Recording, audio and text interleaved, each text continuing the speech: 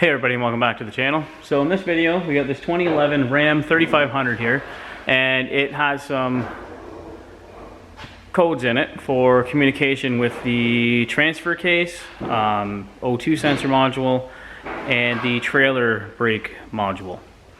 So what we found was, we come in here,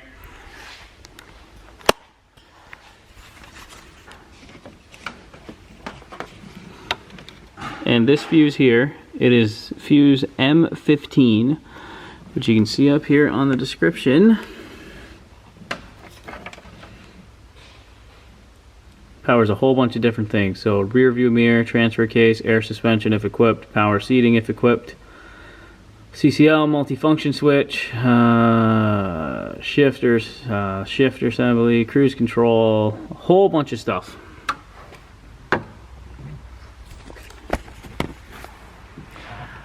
But what I noticed is not on there is the O2 sensor module. So on these things, they are notorious for corroding because they're located on the frame rail on the passenger side underneath the truck. So first thing we did was pull the fuse out, make sure, verify it is blown. It was blown. Put a new one in, it popped right away. So then we started unplugging different modules. So unplug the transfer case motor and whatever was under the vehicle first, to check if any of the connectors and stuff were burnt. So the transfer case shift motor, it was fine. The trailer brake module, I've never really seen those go bad because they're under the dash and no moisture or anything like that gets in there. But what we did find when we unplugged the O2 sensor module is this. So that right there under the frame rail on the passenger side is the O2 sensor module. As you can see, it's corroded and cracked the mounting tabs off, and when we unplugged it, that's the connector.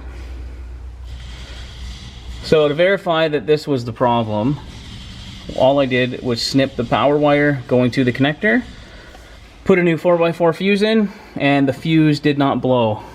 So these modules are actually very reasonably priced, along with this this connector. So we got to replace the connector and the module on it. So another way you can verify what all is on the circuit for that fuse is with a wiring diagram.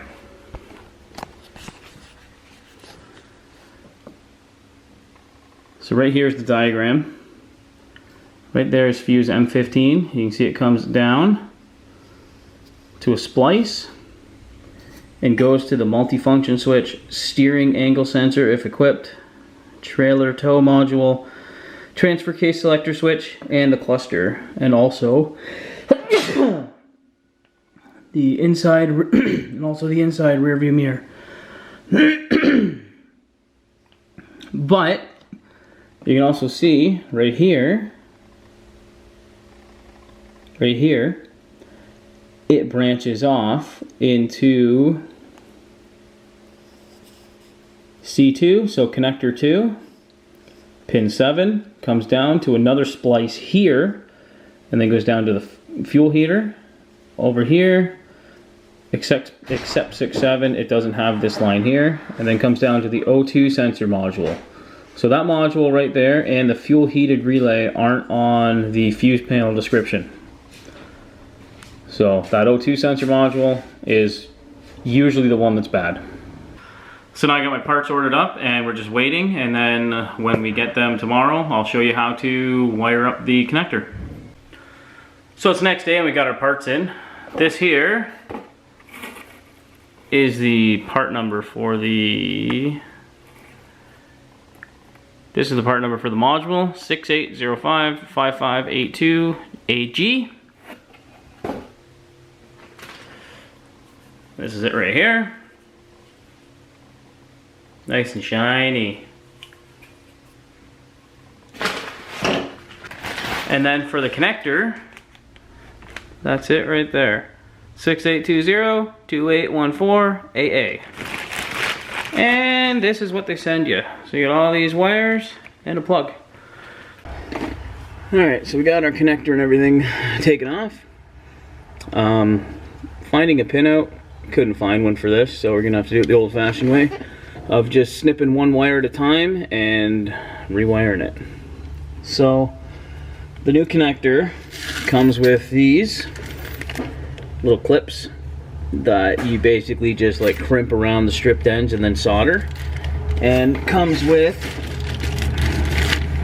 shrink tube as well. Now there's two types of connector faces in the connector. One type has a tin coating on it, the other type has a gold coating. Now all you have to do to figure that out is just shine a flashlight in the end of the connector, and if it's like a yellow color, then it's the gold plated, or if it's just looks silver, then it is the tin plated. So what you want to do is, when you just snip one wire at a time, so I got this one cut already, look where it goes into the old connector, get your new connector, match them up so they're the same way, so they face the same direction like that. And then for inserting these, you can see how they have that step in them. That lip has to face towards the middle of the connector because that's where the lock tabs are. So when you slide it in, it should go right in like that. So you feel a click or hear a click, and then you can't pull it out. These come plenty long. You don't really need them that long, but it's easier to work with you if you have a little extra length. Just snip this, and then strip that end.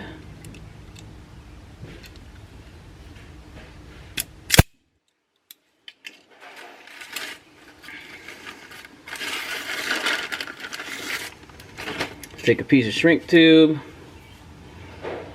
slide it over the end like that, get both pieces of the wire in there, and then pinch it shut. Make sure you put the shrink tube on before you connect them, or else you're not getting it on there without cutting the wire. So now once you're that far, you want to fill it with solder. So to do that, you can just take the plug, kind of plug it in loosely, so you don't clip it in all the way. Plug it in loose like that, so the wire is kind of hanging there, and it'll just make it easier for you to solder.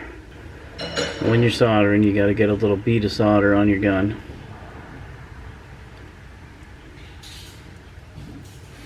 That'll let the heat transfer better. And you want to go from the bottom up because heat rises.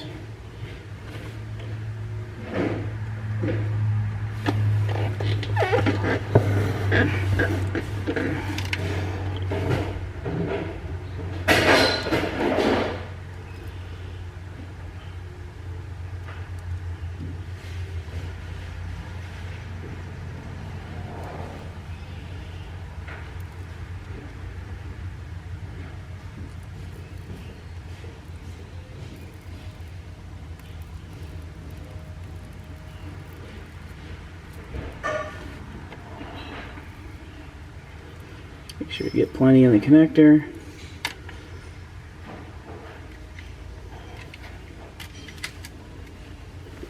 Let that cool.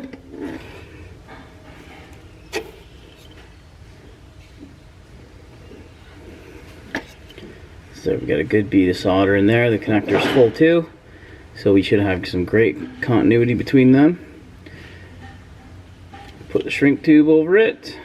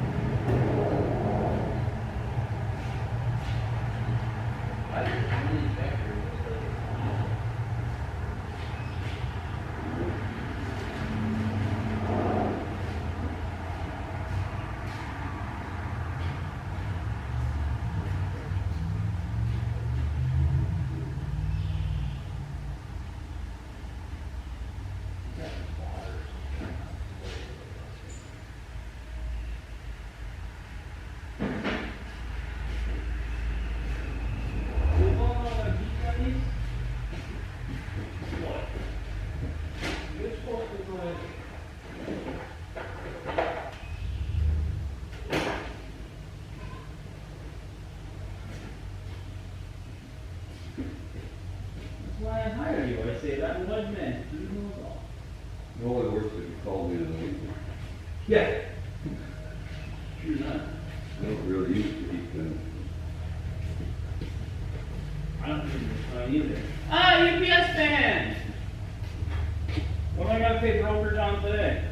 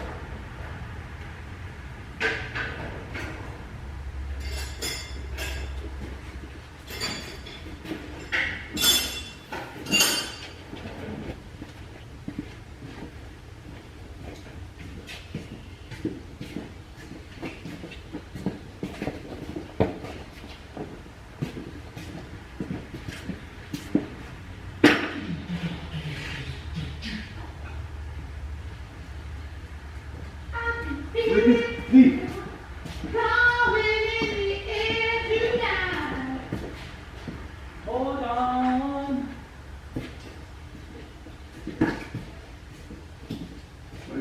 No, I'll just do the old-fashioned way. The torch.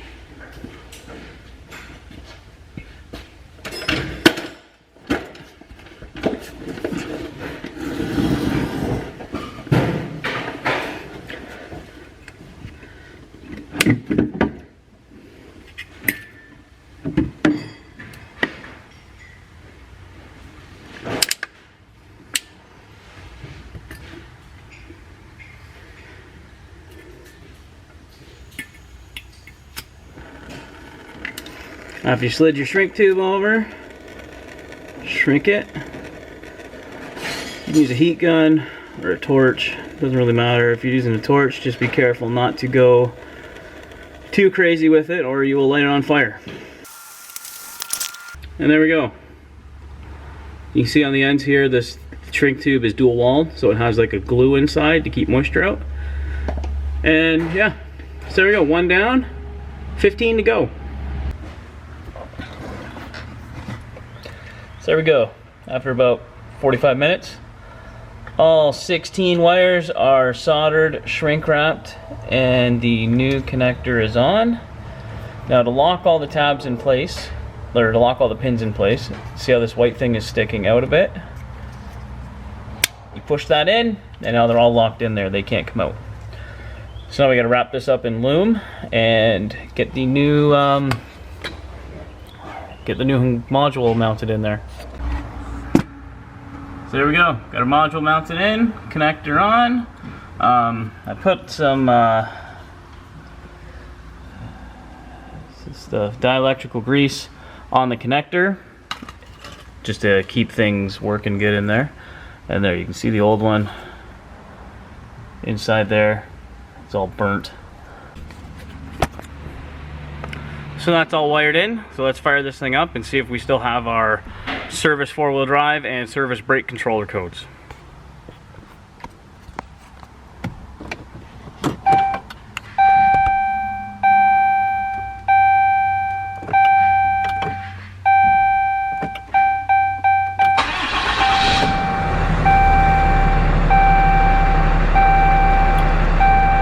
So check engine light's still on. That's probably just some stored codes from changing everything. But the service four-wheel drive, service brake controller light, they're all off. Alright, so we took the truck for a drive, and the NOx sensors are not quite reading right. When you get on the accelerator and let off, while you're coasting, the readings should be close to the same, but we're getting a 19% and like a 22%, so they're out quite a ways, and that's tripping a check engine light. So we got a couple of new NOx sensors here from the dealer. Again, I'll put the part numbers in the description below. And so we're gonna change those out, and then this thing should be good to go. So NOx sensor number 2 is right here in between the resonator and the cat here. And the NOx sensor number 1 is up here. NOx sensor number 1 is right there. So I'm just going to cut the cords off them and get them out with a socket and heat them up. So it's a lot easier than trying to use the sensor socket. Actually, sorry, NOx sensor 2 is right here before the DPF. So this back here is a DPF. This here is a part of a cat. And then this vehicle has another cat up front here. And the NOx sensor number 1 is right there in front of the first cat. So there we go, we got the old ones out. You can see they're pretty rusty, pretty black. They're probably plugged up with soot and everything and not reading properly from the truck not regenning for a while. Here's the new ones. There's a part number there. They're both the same part number. And once you have those out, if you have a tap to chase the threads, it's a good idea. This one's a Matco ST122. Let's put a little penetrating oil on it and thread it in, pull it out, and your threads are good to go.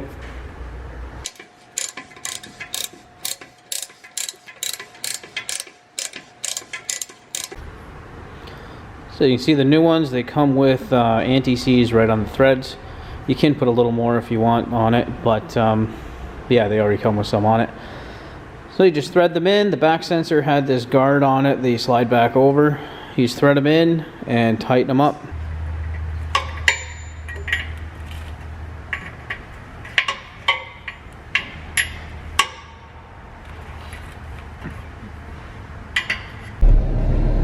So after replacing our NOx sensors, I took the truck for a little longer of a test drive, got on it, let off, and check engine light's gone. No codes present. So thanks for watching. Hopefully you enjoyed this video and found it helpful for diagnosing some problems on your 2011 Cummins. And don't forget to follow us on Instagram, like us on Facebook, and subscribe on YouTube. Thanks for watching, and we'll see you on the next one.